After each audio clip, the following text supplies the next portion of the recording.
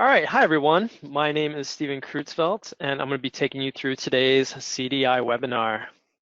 I'm a pre-sales engineer here with CDI. I've been supporting Laserfiche for about 2 years now, and today we're going to take a look at untethering with Laserfiche Mobile. If you have questions that come up during the webinar, please post them into the chat box. I'll take some time at the end of the webinar to go through and answer any questions you may have. Today's topic is going to be around the Laserfiche mobile application. I would say the intended audience for this webinar is all Laserfiche users. To help me follow along, we're going to begin by going through how to download the Laserfiche mobile app. We'll then go through a tour of Laserfiche Mobile and take a look at a couple of the different options you have, a couple different capabilities that reside within Laserfiche Mobile.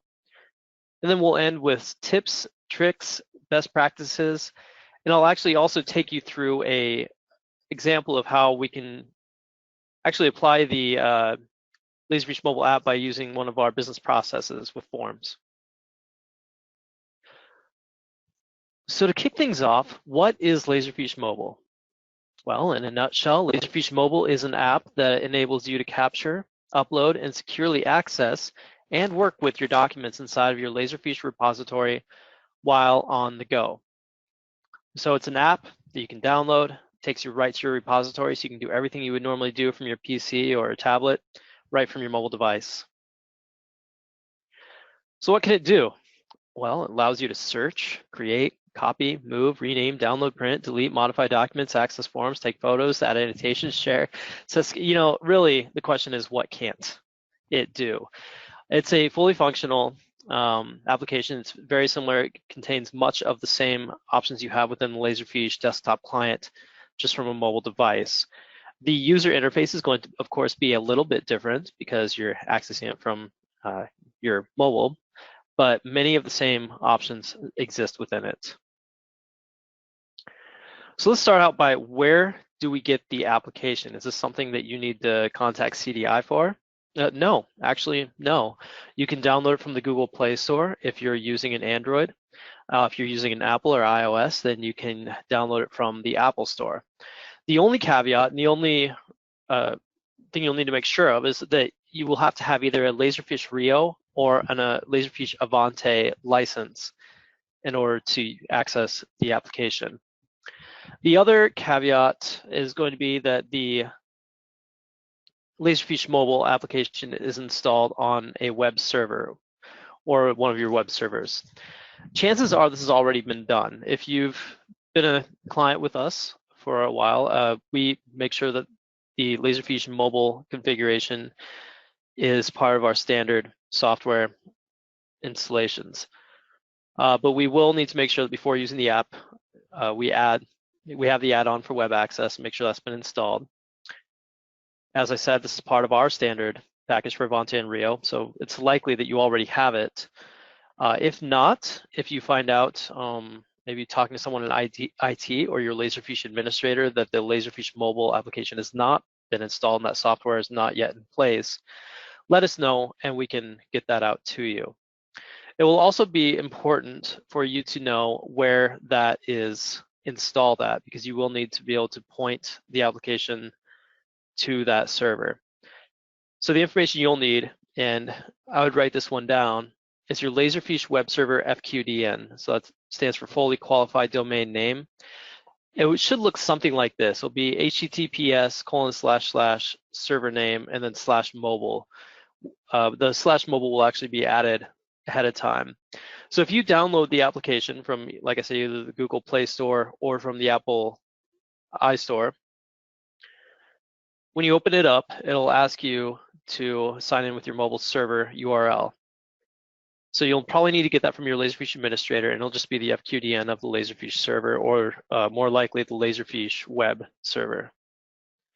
You'll also, of course, need to have your Laserfiche repository name if you're signing in. A couple of these things are going to depend on how it's set up on your end. If you're using Active Directory user credentials, then that should be enabled.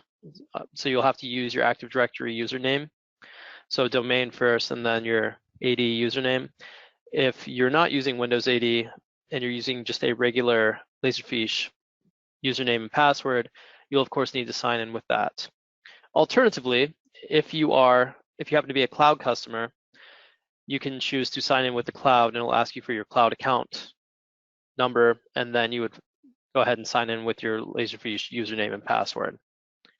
So that's going to be the trickiest part of all of this, but once you have all that information, it's just kind of set and forget. In fact, you can even log in with your thumbprint. If you have a thumbprint reader, maybe you're using an iPhone. In my case, I am. So whenever I log into Laserfiche Mobile, I just put my thumb on the pad and then it opens right up. So it takes me right to my Laserfiche repository, which we'll take a look at here in a second. So let's go ahead and take a look at what that's going to look like. This might be a little bit small, so I apologize. And there we go. So I am logged in right now, and I'm actually using a cloud account, so it might be a little different, but it should be pretty much the same. When you first log in, you can see your standard Laserfiche repository folder structure. We've got the incoming scans at the top, got our client files here. So if we open up my client files, we can see all of my subfiles. If you want to see more information on any of those, you can do that. You can look at the metadata on that. It'll give you all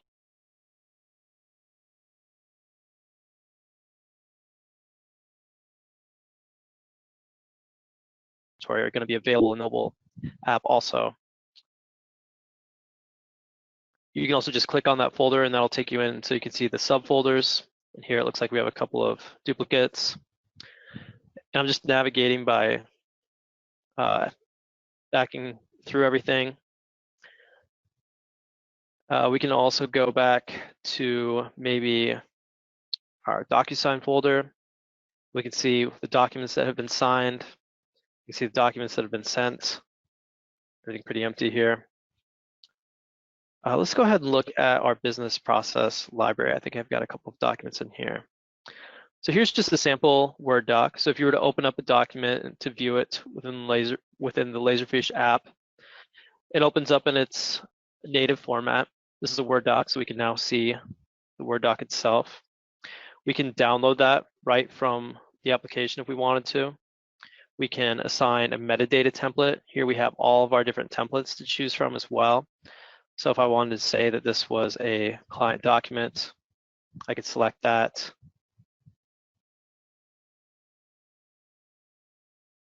Hit the check mark. There we go. So now we can see first name, last name, email, etc.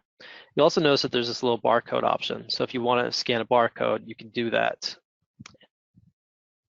to get the information to come in that way. And that's a standard feature also. That's not any sort of additional download or anything like that. That is, in fact, native and comes right along with it. If I wanted to add a document, I could go back and you'll see that there's this little plus right here. And you'll see that I can create a folder. I can take a picture. I can upload an image or upload a file or even record audio if I want to create an audio file. Now, I'm going to go back and show you a process that we have, because another option that we have here is to use our business processes. So one that we have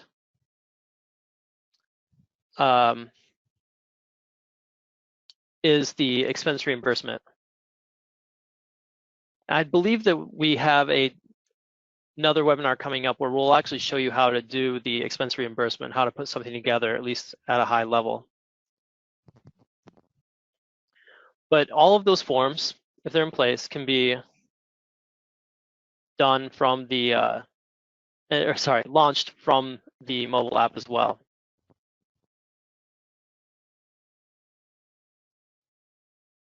Let's give it a second to spin up here.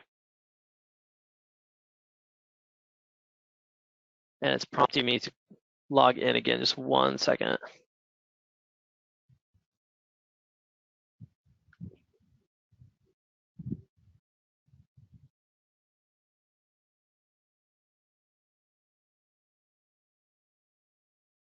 So I'm putting in my account information. That account ID is specific to cloud, so you likely won't see that.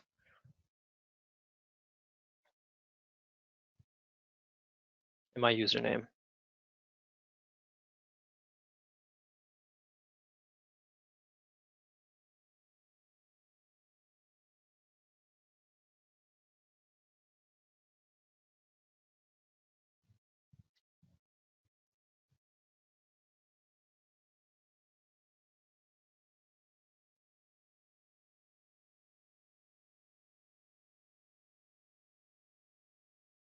So now it's actually launching the form. So we can see that with the expense reimbursement form,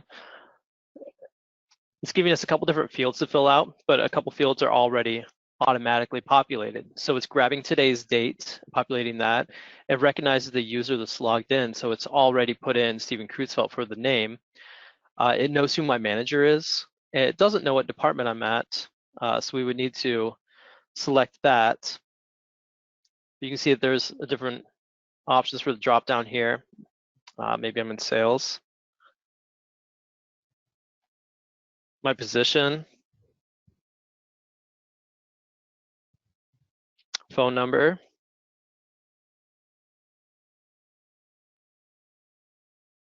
It's not actually my number, just so you guys know.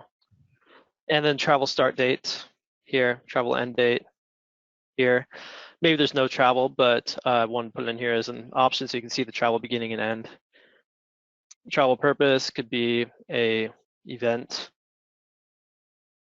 Maybe we could say it's event empower. And then we have a couple of different options so we can start adding our expenses. So I can select the date that I incurred the expense. Maybe it was on Tuesday. The purpose was, I'm going to say materials. The vendor was Home Depot because I just happened to have, I grabbed the closest receipt that I had to give you guys an example. It's like $91. And then we can actually upload the receipt. And you'll see here that we can upload a file, and that would of course have to be something that's available on your mobile device in order for you to upload the file. However, if you just want to take a picture of it, that's probably more common, especially when you're on the road and you want to log that quick. So what we can do is just go in here, take a picture of our receipt.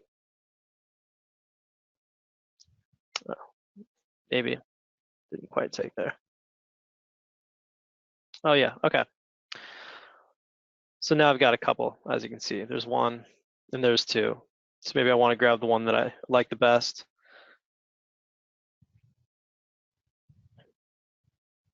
You can also go with color, or you can turn it to black and white. One of the best practices that we always say is use black and white whenever possible because the TIFF images take up much less space. So if you're worried about how much actual physical space you're taking up in your server, always use black and white whenever possible. Then we just say done. Looks good. We're gonna go with the original quality. There it shows our images attached. Maybe billing code is something we can add, otherwise that could be added later by whoever's doing this, and then we just hit submit.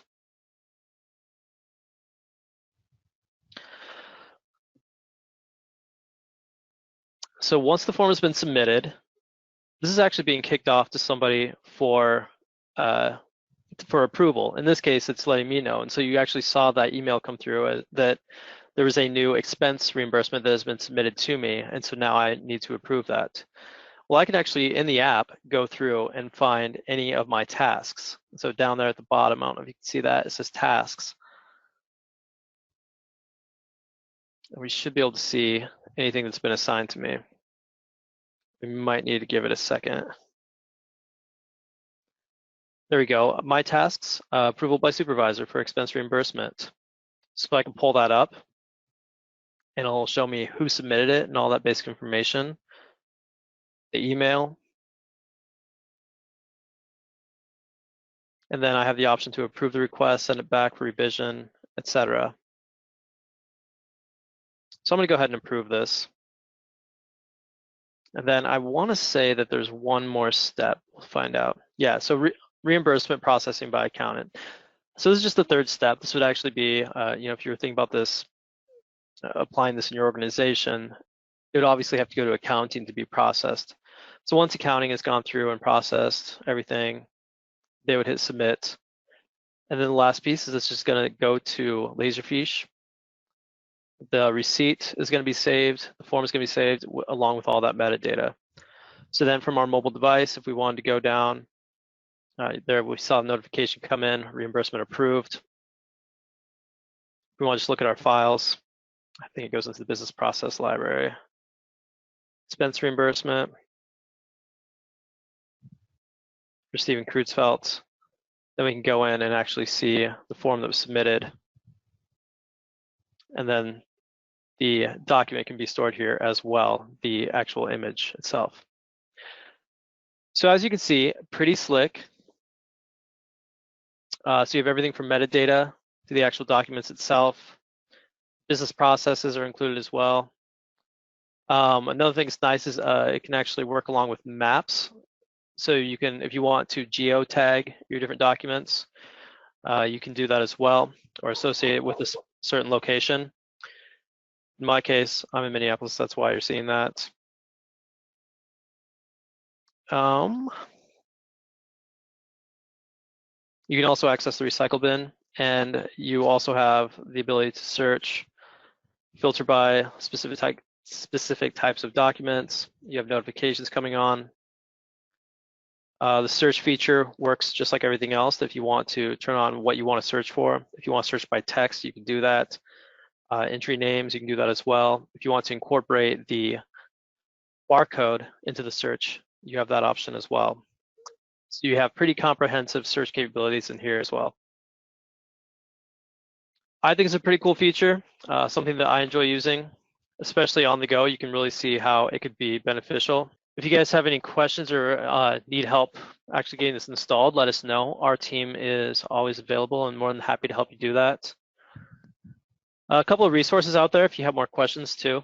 You can look on Laserfiche Answers. That's our online community for everything related to Laserfiche.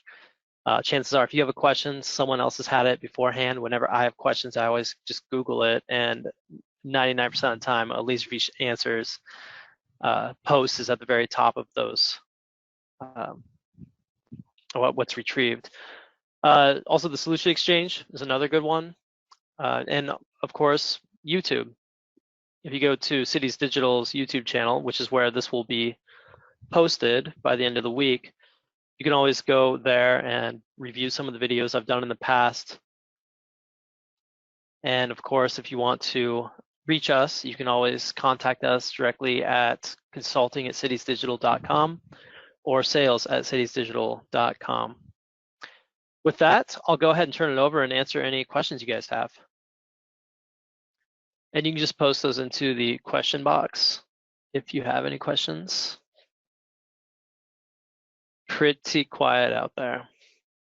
I realize this was a little bit shorter webinar. I hope you got value out of it. I encourage all of you to download it, give it a shot, see if it's something that you enjoy. Maybe tell your friends, tell your coworkers, tell everybody else.